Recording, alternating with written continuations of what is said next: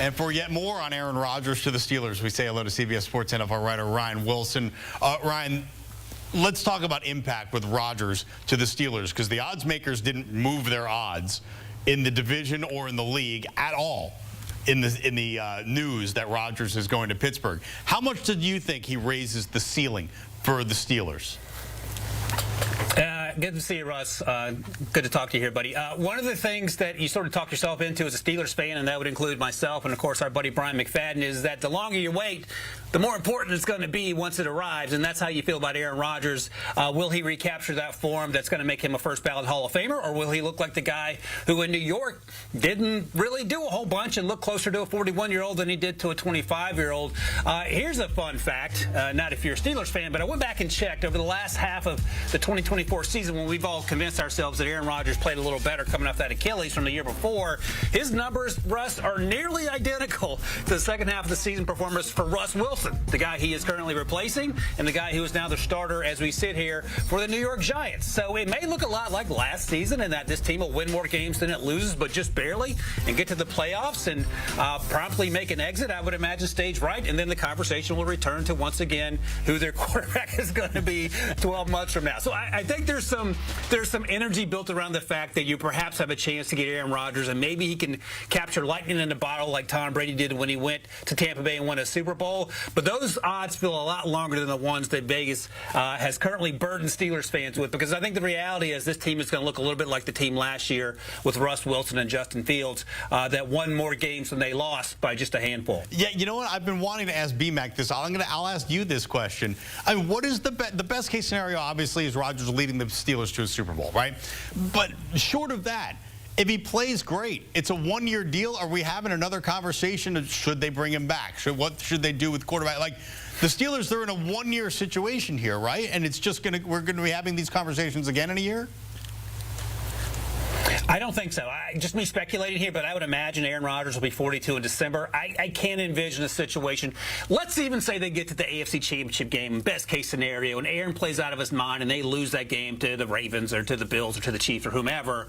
I just think that Aaron Rodgers would probably want to sail off to the sunset, because remember, the Steelers weren't his first choice. They weren't his second choice. They were his third and perhaps 3A choice. That brings us to the point where he is now a member of that team. So I don't know if he's pining to stay in Pittsburgh even if things go well, and I think the Steelers have to understand. And by the way, since Big Ben retired, Russ, they've had 6 starting quarterbacks, about to have 7. I think they would like some stability at that position, and unless you are the Tampa Bay Buccaneers in that one-off year with Tom Brady, it is hard to win, let alone win a Super Bowl, unless you have a young franchise quarterback who is continuing to grow in that role, and that's what the Steelers need to find. They drafted Will Howard in the 6th round. That means he's a developmental guy because he's a 6th-round pick. Maybe he turns into that guy, but I would not be shocked if a year from now we're having conversations about drafting someone in this quarterback class, which should be better than the one we just had. But again, we have to wait 11 months to figure that out together. 7 quarterbacks since their last franchise quarterback. The Cleveland Browns would like a word with you about that one. Let's talk about another, because their list is a lot longer. That's the whole point of that. Look, Kirk Cousins, he's still on the Falcons. He's owed a ton of money. And the Falcons, he's not their starter now. And I'm just curious as to what the heck is going on with Kirk Cousins. Yeah, and the game of musical chairs for starting quarterbacks is currently there's no more available chairs now that Aaron Rodgers is in Pittsburgh, and there never felt to be any momentum, at least publicly, for Kirk Cousins going to Pittsburgh, even though he might be less of a headache in quotation marks than Aaron Rodgers might be locker room-wise, or whatever conversation we want to take that.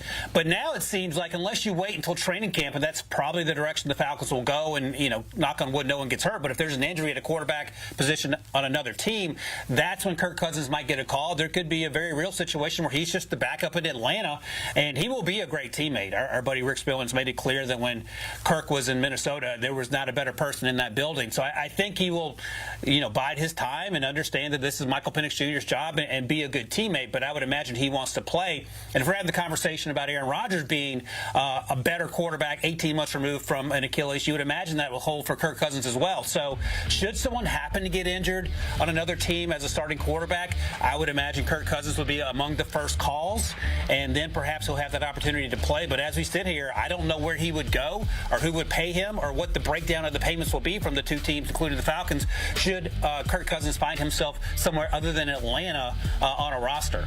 You know, I wonder if Indianapolis Colts fans, if you posed the question to them, who would you like to have as your starting quarterback? Anthony Richardson, Daniel Jones, or maybe Kirk Cousins? Now, Kirk Cousins obviously not in that situation or in the conversation right now. Richardson's shoulder's giving him problems. Is Daniel Jones probably the best bet to be the opening day starter for the Colts this year? It is crazy to me, Russ, that Anthony Richardson looks and performs the way he does physically, and he has the durability of you and I combined at our advanced age. I don't get it. It does not make sense to me. It feels like he should be able to run through brick walls, rebuild a brick wall, and run through it again, but he has struggled with his shoulder injury. He has struggled with other lower body injuries, both in college and now in the pros. So, yeah, it does feel like Daniel Jones' job. They drafted Riley Leonard, the quarterback out of Notre Dame, on day 3. He's not ready to start, but he has the athleticism that you like in these young sort of quarterbacks we see coming out of college. He's not the athlete of Anthony Richardson, but he is incredibly durable. So the question is, top 5 pick has yet to find his way in the NFL, got benched last year because he wasn't taking the job as seriously as he needed to, and now in what feels like a make-or-break year, you might lose out to Daniel Jones because of an injury, and a critical injury to your throwing shoulder. So that's something that you hope that he can get healthy. There's nothing you can do other than wait. We have this conversation about C.J. Stroud and the soreness he's experiencing, but we've seen what he can do when he's lights out. We have yet to see that from AR5. So it's precarious, and it could be a situation, Russ, that next April the Colts are looking for another franchise quarterback in the draft. Look, we talk about quarterbacks all the time. The Commanders finally got their quarterback. They're a team that everybody is high on because of that. They went out and got Deebo Samuel, but their top receiver, Terry McLaurin, is holding out. How scary is it, and that's a pun there, for Terry to be holding out for the Commanders? How important is he to the team, and what is the deal? What are the odds of him holding out into training camp or into the season? Yeah, this is another version of Scary Terry that you don't want if you're the Commanders or Jaden Daniels.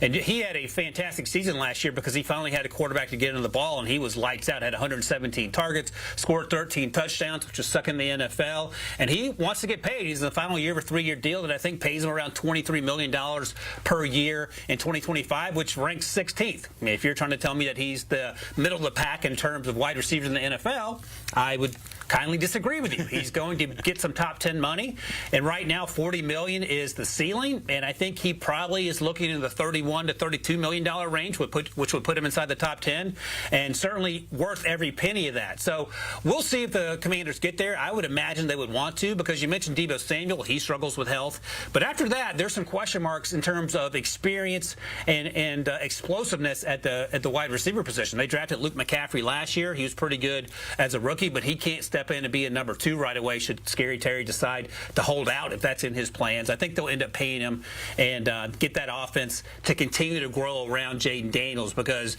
certainly there's a symbiotic relationship between Jaden and Terry, and you'd like to see that continue, because again, Deebo struggles to stay healthy, and Deebo, for all the things he does well, he is not the best route runner on planet Earth. That's where Scary Terry comes in and it gives you that 1-2 punch, and the reason you went out and acquired Deebo with the understanding that hopefully Terry would be out there doing the things he's done that's made him so successful throughout his career. All right, this coming week we're going to get to see Aaron Rodgers likely in a Pittsburgh Steelers uniform, and mini camps are going to go on, and next thing you know it'll be training camp. It's good work if you can get it. CBS Sports NFL writer Ryan Wilson. Ryan, always great chopping it up with you, buddy. CBS, your home to the NFL, and CBS Sports HQ. We've got your news, your highlights, your reaction, your analysis. It's all free. It's all here. It's all on CBS Sports HQ.